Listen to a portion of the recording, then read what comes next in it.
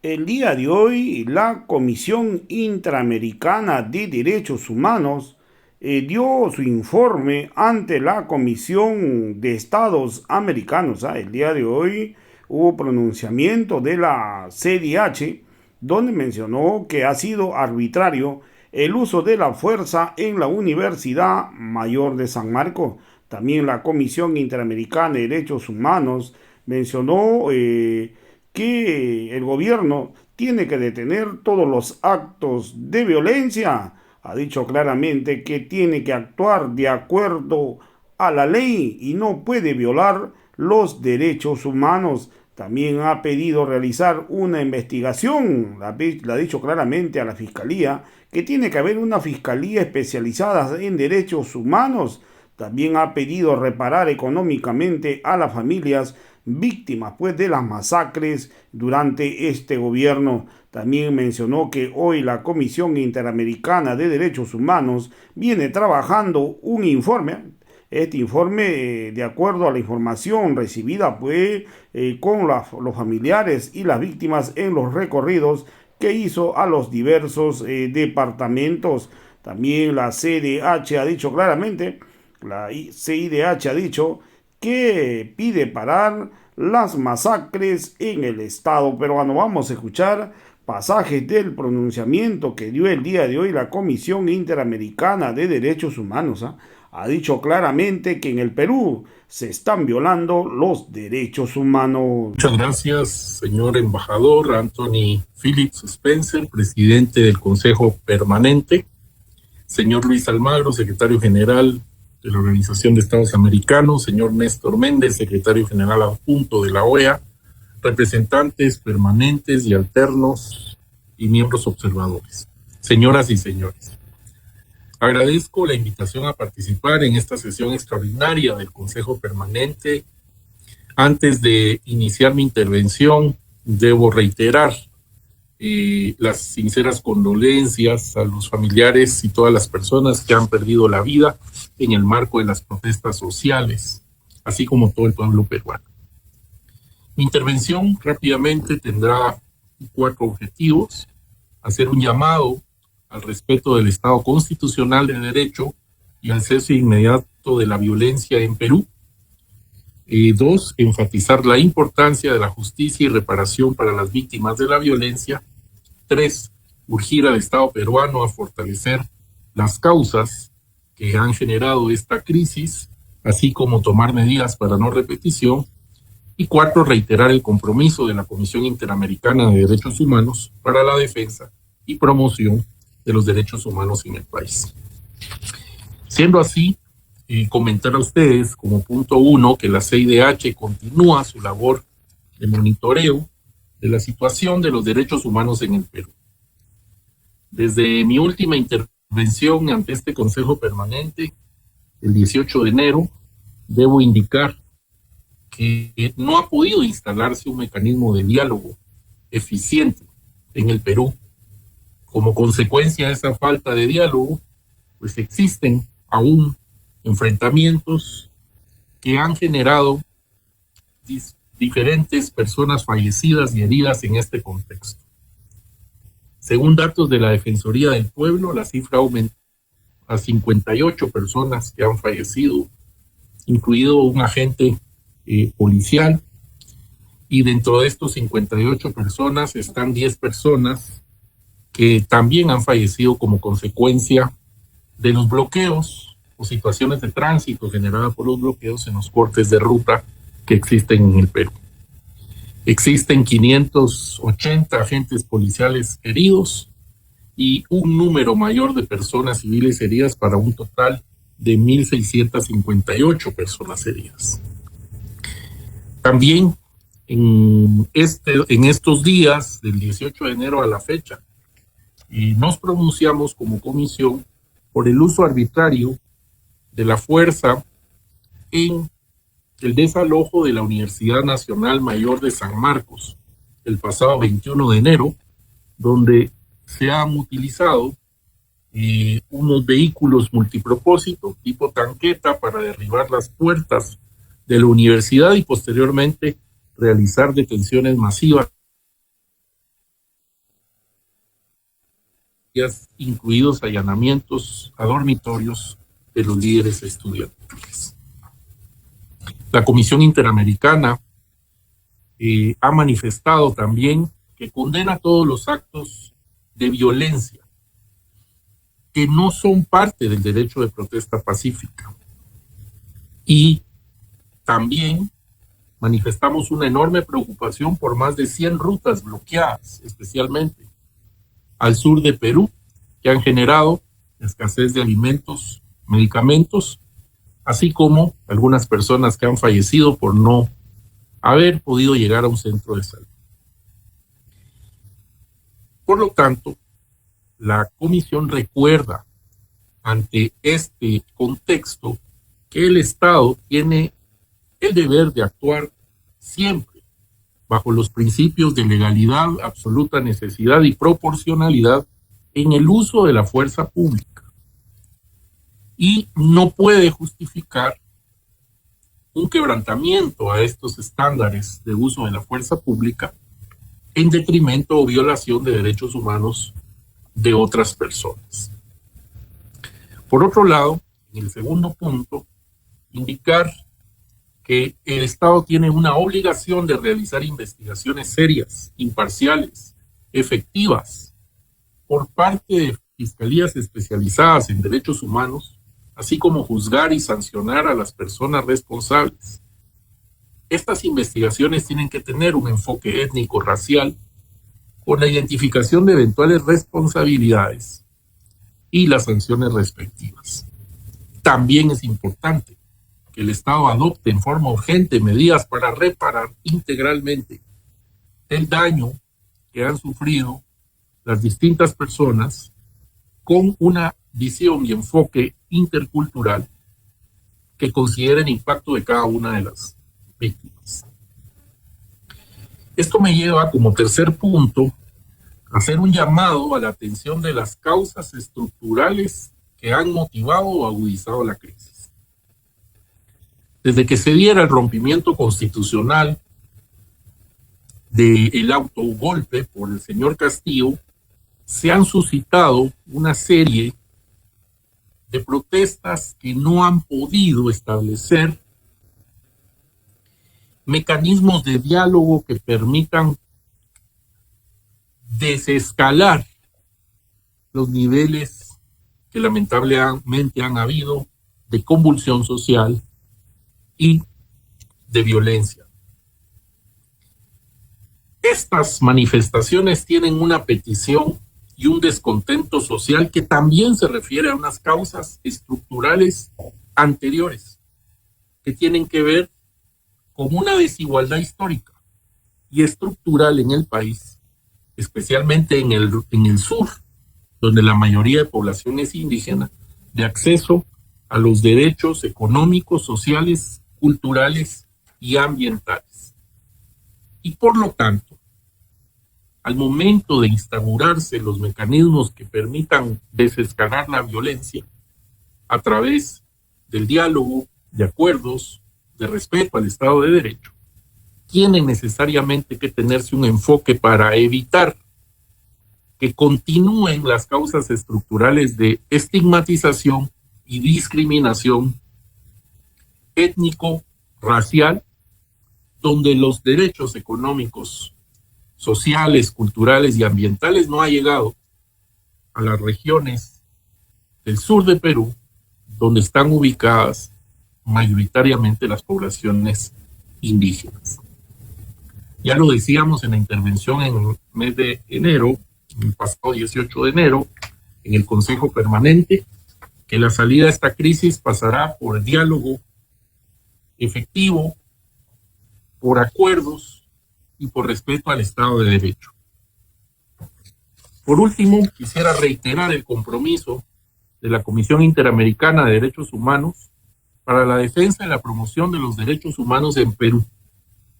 Actualmente se está trabajando en el informe de país que dará cuenta de las observaciones y testimonios recibidos en la reciente visita de trabajo y contendrá una serie de recomendaciones para el Estado peruano fundamentadas en sus obligaciones internacionales. Hacemos un llamado al cese a la violencia. Hacemos un llamado a que se respeten los estándares interamericanos del principio de legalidad, necesidad, proporcionalidad. Reiteramos un llamado urgente al diálogo para que la violencia no continúe en el Perú. Con esto finalizo mi intervención, señor presidente. Muchas gracias.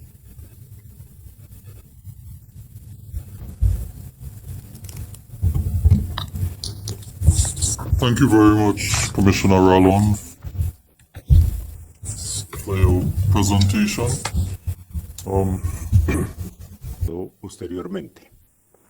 Realmente la convocatoria que hicimos el día de hoy se basó esencialmente en un hecho al cual ha hecho alusión hace un instante el embajador Duclos, que es el agravamiento. Permiso, Excelencia. Parece que tenemos un problema. ¿Es bien ahora? Gracias. Por favor, Excelencia, puede continuar. Sí, presidente, estaba diciendo que el hecho al cual se refirió ahora el Perú, que es el de la intervención de la fuerza pública en la emblemática Universidad de San Marcos, que es la primera universidad que tuvo el Perú, la más antigua, pues es un agravamiento en nuestro criterio reminiscente de épocas aciagas en el continente. Y eso impactó muchísimo a todos los países. Puede que ahora se nos esté diciendo que era un tema de flagrancia, pero posteriormente nos anuncian que finalmente no hay personas detenidas por el hecho correspondiente. Sin embargo, el impacto que causa ver tanquetas, como ya se ha hecho alusión, para acceder a la universidad, pues obviamente lo hace a uno pensar en la necesidad de que entremos a discutir el carácter irreversible de las garantías a los derechos fundamentales y particularmente sobre el derecho a la protesta pacífica en condiciones o en situaciones de altísima conflictividad social, como la que atraviesa la hermana República del Perú. Todo dentro de un estricto respeto al principio de no intervención, pero Colombia sí considera que la OEA no puede ser ajena, que no puede ser indiferente a uno de los hechos que sin duda están marcando relevancia en el continente por los problemas actuales.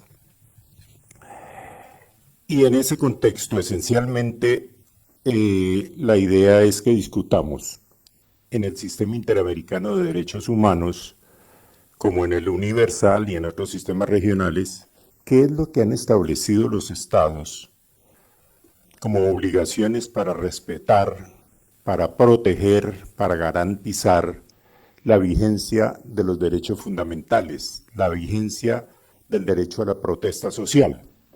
Al respecto, como ustedes saben muy bien, se ha establecido en numerosas ocasiones por parte del sistema en el continente que cualquier clase de respuesta incorrecta de un Estado conduce a una afectación clara de diferentes derechos consagrados en instrumentos interamericanos, como la Convención Americana y la Declaración de los Derechos del Hombre. No solo se afecta en primer término un núcleo de derechos que están ligados directamente a la protesta pacífica, el derecho a la libertad de expresión, el derecho de reunión, el derecho de libertad de expresión, el derecho de participación política, el derecho a la igualdad, sino que también se afectan otros derechos fundamentales casi nada, como el derecho a la vida, a la integridad física y a la seguridad personal, el derecho a la libertad, todo ello cuando la respuesta del Estado da lugar a muertes y lesiones de los manifestantes, fundamentalmente por hechos de represión de los agentes públicos o por falta de protección estatal frente a las agresiones de otros manifestantes o de terceros. En particular, nos preocupa, y acaba de decirlo el comisionado Rallon, las afectaciones al derecho a la igualdad, que están ligados a la prohibición de discriminar y de estigmatizar en los términos de los artículos 1 y 24 de la Convención Americana de los Derechos Humanos. Las declaraciones previas que ya había hecho también el comisionado Ralón, referentes a esos discursos de odio que se presentan contra las comunidades indígenas, aymaras y quechuas por el solo hecho de ser la manera como han sido estigmatizados, pues claro que tiene que generar una preocupación muy grande y debería generar una reflexión de parte de este Consejo Permanente sobre lo que hacen en sus discursos de odio, algo que yo había planteado en la sesión pasada del Consejo Permanente, y la manera como desencadenan violencia a lo largo y ancho de las Américas. La Comisión Interamericana viene recordando en diferentes informes y en la jurisprudencia del sistema interamericano lo irreversible que son las consecuencias que pueden derivarse del uso de la fuerza. Por ello, describe la fuerza como un recurso último que debe ser limitado cualitativa y cuantitativamente para que impida un hecho de mayor gravedad que el que provoca la reacción estatal. Esas son frases entrecomilladas de los pronunciamientos de la CIDH. Dentro de ese marco, caracterizado por la excepcionalidad, tanto la Comisión como la Corte Interamericana han coincidido en que para que el uso de la fuerza se encuentre justificado, se deben satisfacer los principios de legalidad, absoluta necesidad y proporcionalidad. Esto en términos generales supondría que el uso se encuentre establecido en la ley y persiga un fin legítimo, que se realice una evaluación que permita verificar la existencia y disponibilidad de medios menos lesivos, que el nivel de fuerza utilizado sea acorde con el riesgo real que representa la persona y con el nivel de resistencia, lo cual implicaría un equilibrio entre la situación que enfrenta el funcionario y su respuesta, considerando el daño potencial que podría ser ocasionado. Por eso hacemos un llamado a la adhesión estricta a estos criterios, porque es fundamental para evitar afectaciones al derecho a la vida y un punto central de nuestras discusiones. Estas son reflexiones que nosotros debemos presentar, discutir permanentemente y algún día que tengamos que abocarla si realmente somos defensores reales de los principios democráticos, de los derechos humanos, que no sean meros discursos retóricos, sino que realmente haya un compromiso de parte de la OEA, de parte de este Consejo Permanente, para su protección, que algún día podamos discutir temas que hoy son muy complicados en las Américas, como el tema de la judicialización de la política, que venía precedida de la politización de la justicia. ¿Qué es lo que están haciendo hoy los ministerios públicos en el continente?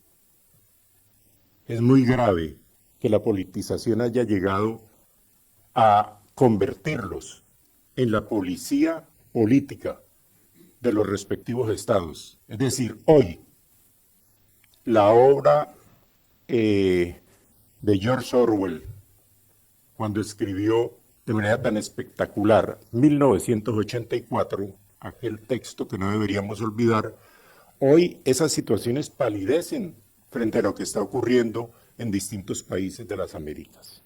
No debemos olvidarlos. Y simplemente pongo, señores embajadores, un ejemplo para terminar.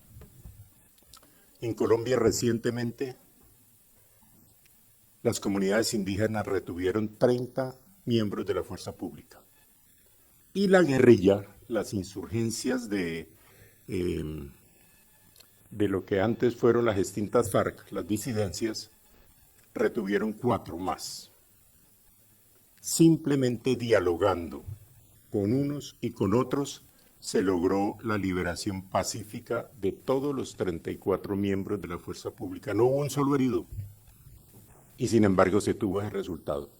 Recientemente también vimos cómo en Brasil, cuando hay voluntad política, para ello se puede perfectamente repeler una agresión tan brutal como la que tuvieron sus instituciones, simplemente de manera no tan confrontacional, y no hubo muertos en un acto de despropósito como el que padeció el gobierno del Brasil.